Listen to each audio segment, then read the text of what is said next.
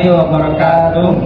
Kami dari kelompok 2 beranggota 6 orang dengan strategi desain kontekstual fishbowl dengan materi akidah.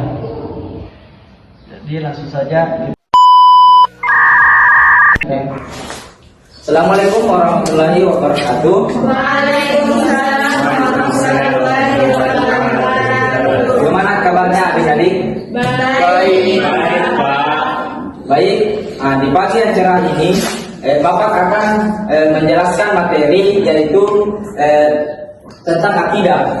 Akidah adalah keyakinan seseorang yang tertanam dalam dirinya, yaitu terhadap Allah Subhanahu wa Ta'ala, dan semua yang wajib diimani seperti beriman kepada malaikatnya, kitab-kitabnya, rasulnya, dan hari akhir, dan qada dan kadarnya.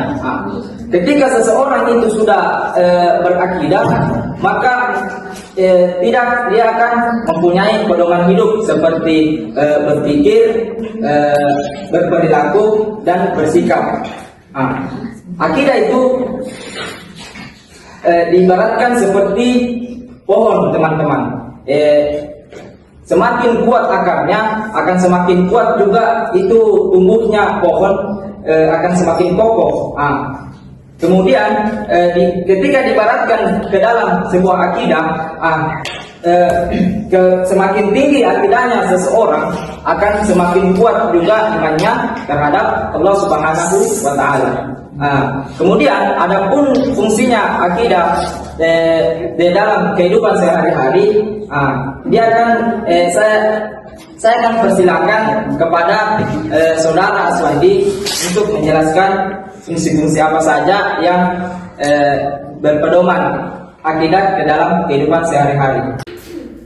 Baik, di sini saya akan melanjutkan materi yang disampaikan tadi oleh Bapak Musli, di mana di sini saya akan menyampaikan fungsi akidah, yaitu menumbuhkan rasa tanggung jawab.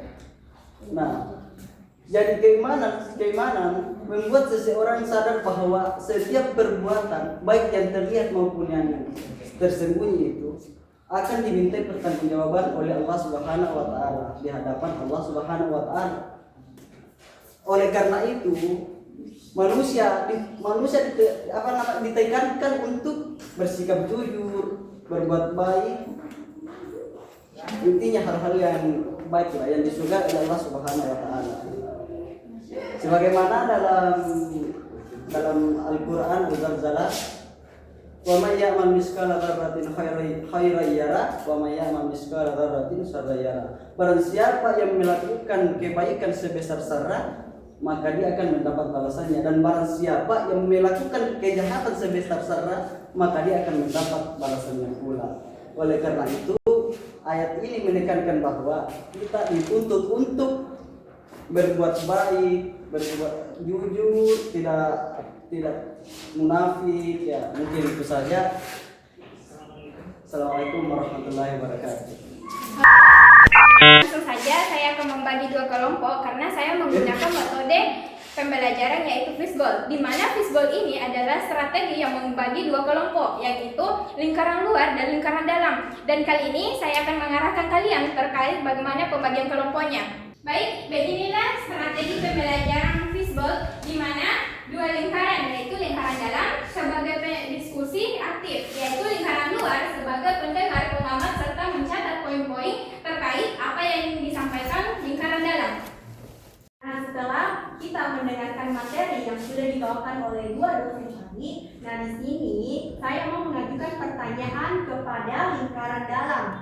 Nah, kenapa seseorang yang memiliki akidah yang kuat cenderung lebih tenang menghadapi masalah? Ada yang bisa menjawab? Kenapa?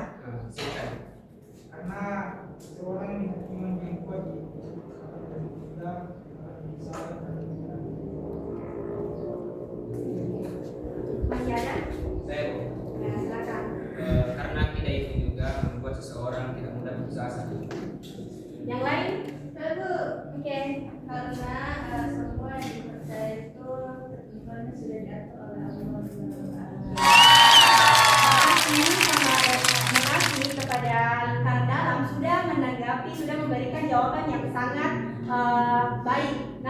Selanjutnya saya mau bertanya ke lingkaran luar. Bagaimana tanggapan kalian mengenai hasil diskusi tadi? Saya setuju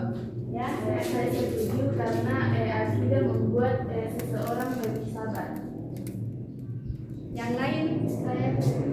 Tapi menurut saya Ada faktor lain seperti dukungan keluarga.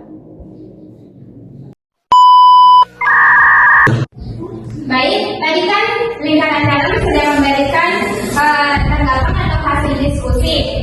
Dan lingkaran luar juga sudah menanggapi terkait hasil diskusi lingkaran dalam. Selanjutnya sesi baku tugas. Dua orang keluar dari lingkaran dalam pindah ke lingkaran luar dan dua orang di lingkaran luar pindah ke dalam.